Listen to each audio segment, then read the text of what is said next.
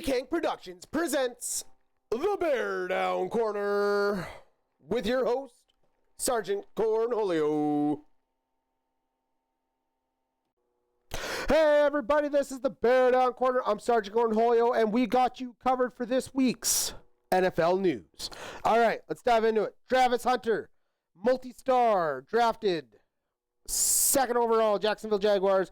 You got $30.5 million signing bonus, young lad, on a 4-year, $46.6 million contract. Congratulations, kid. You're in the NFL. He is expected to be playing slot wide receiver this season with defensive packages to come back nonetheless. To be the first player in quite some years to play both sides of the ball on a consistent basis. I think they're planning on about 50% of the time defense, and then whatever they got offensively, 80% or so. You know, you got to rest the kid somewhat, but never know. Maybe he plays a full NFL game. Russell Wilson says he signed to New York when he went there on a 1-year, $10.53 million contract to go play starting quarterback for them, right? He wanted to start this year. What better than a team that needs a quarterback? But they go and draft Jackson Dart. You got Jameis Winston there, and still Tommy DeVito on the roster. So how they're going to handle all those quarterbacks, I'm not quite sure. But Russell Wilson gets to go try and take his bite of the Big Apple. Bears quarterback Caleb Williams is saying Ben Johnson brings a whole new energy to the room. So him and Ben Johnson have been getting really close lately, all right? So close that he mentioned in recent interview basically where we hang out in his office, have lunch, and talk about everything, right? So what's everything? I feel that's you picking your favorite plays, you just finding out about each other, you really getting to know one another, and once you get on that same wavelength and you're thinking the same, that excites me as a Bears fan because I have not seen that with any of my prior quarterbacks and head coaches. It's been a hot minute since that was even a discussion. In fact, I don't even think in all the years that since I started, taking the mantle of being a Bears fan, really ever seen that.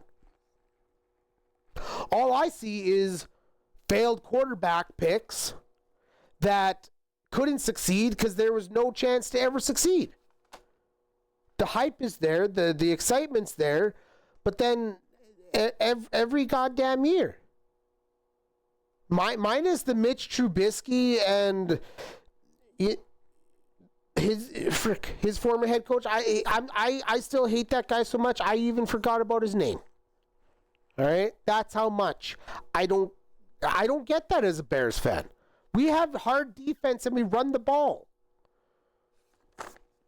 There's excitement to be had as a Bears fan, I feel. We have an upgraded offensive line. We signed a former All-Pro first-round pick in Drew Dahlman from the Atlanta Falcons. You go and get Joe Tunney, former multiple actually Super Bowl champion with both the Kansas City Chiefs and the New England Patriots. 4 Super Bowls this guy has. You have Roma Dunze. You have DJ Moore. You have this Joy Loveland kid, right? Like, and not to mention the second selection we took. I can't even. I'm so baffled by the amount of talent. I forget his name because he's like 4th on the depth chart now. But there is excitement in Chicago. Cole Kmet, DeAndre Swift, Roschon Johnson running it right up the middle for the TD. If you're a Bears fan, I feel you should be excited. We have a top 10 defense. And I know it sounds like a lot of air, but man, if there was a year, this is the year. But anyway, excitement from our quarterback brings excitement to a Bears fan. And that was it. You just seen the excitement. Darius Slay, Steelers fans, you should be excited. Apparently, he's saying Aaron Rodgers' strength, it's still there. Just still there. So if it's still there, that means he might be maybe not bombing for a 60-yard Hail Mary, but a 40-yarder might not be out of question. And I know a lot of 40-yard plays that if you get over top like that, you're gone. DK Metcalf could be having a nice deep season. Or maybe a Calvin Austin has a breakout year. You never know. He's a little speedster. Oh, yeah. That's coming from a dude, a former All-Pro DB, who none other than played against Rodgers at least 20 to 30 times in the 9 years he played in Detroit. Pretty sure most of those were all against Rodgers. Like, other than the last 2 seasons, really. Yeah, other than the last 2 seasons. And even then, Slay wasn't even in Detroit. He was only there the year prior because he signed with the Eagles on that 1-year deal and got a Super Bowl ring last year.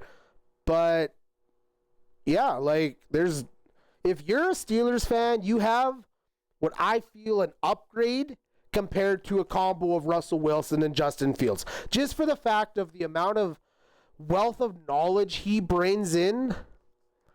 Like, not a knock on Russell, but Aaron Rodgers is a far better quarterback. Career-wise, completely. The football IQ, not saying Russ isn't smart, but Rodgers is smarter. That's coming from a guy who hates him, but I can respect him.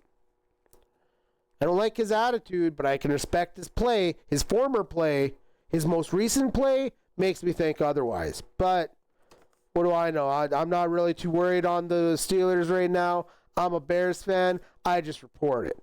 CJ Mosley, former linebacker, 10 years. And that is it. It is a career.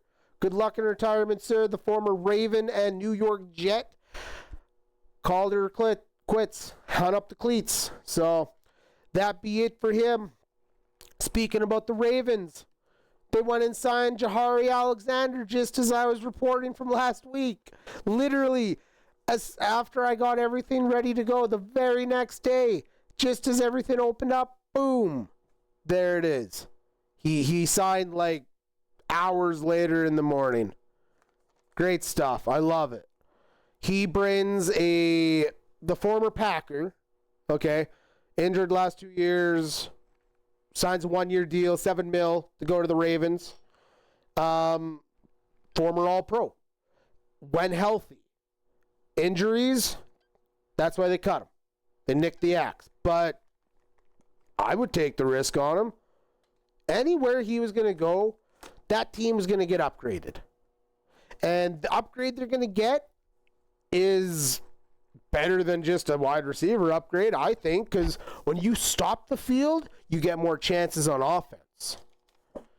And when you got almost a Madden put-together team of former first-round picks and Derek King Henry down there at running back, shit, look out. Like, seriously, look out. I think the Ravens just put themselves into other conversation, but my only problem is until Lamar proves otherwise, he's a goddamn choker in the playoffs. So you're going to have a fun regular season. We'll see if maybe this is the missing piece to cover up the mistakes that he makes in playoff games. Can be overcome maybe by the defense this year. All right, and our one little side story of the week, former director of player enrollment Ramsey Robinson, ex-NFL staffer of the Kansas City Chiefs, filed with the U.S. District Attorney's Office for wrongful termination, basically, due to racism, he believes.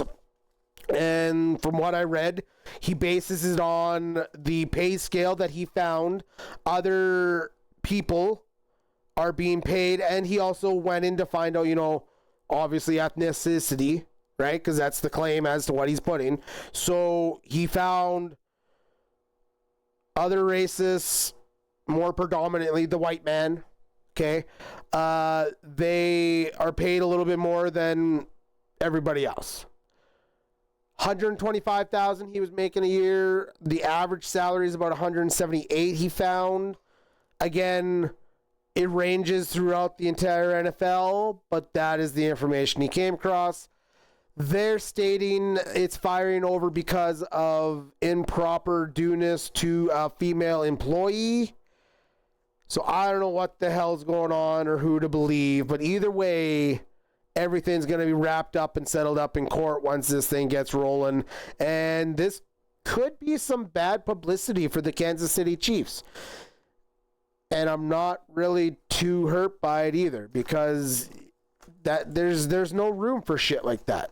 Regardless if it's wrongful termination of racism or it's you got fired because of the female aspect to this, right? Like you got fired because of a sexual harassment aspect. So either one, someone's going to be looking like a fucking dumbass at the end of it. And I don't, it doesn't hurt me at all, but I don't know really which way to go with it. I don't want either to be true, honestly. So, damn shame that we still have shit like that today and now. But you know what, though? That's all right. Only for the reason that we are done and we can say our goodbyes to you wonderful people tuning in every Tuesday at 6 o'clock a.m. General Mountain Time, where you watch this wonderful podcast on Spotify, Apple Music, iHeartRadio, and Amazon, along with YouTube. I just want to say thank you. And for you all to have a safe and wonderful week. And we will be back next week on the BearDown Corner.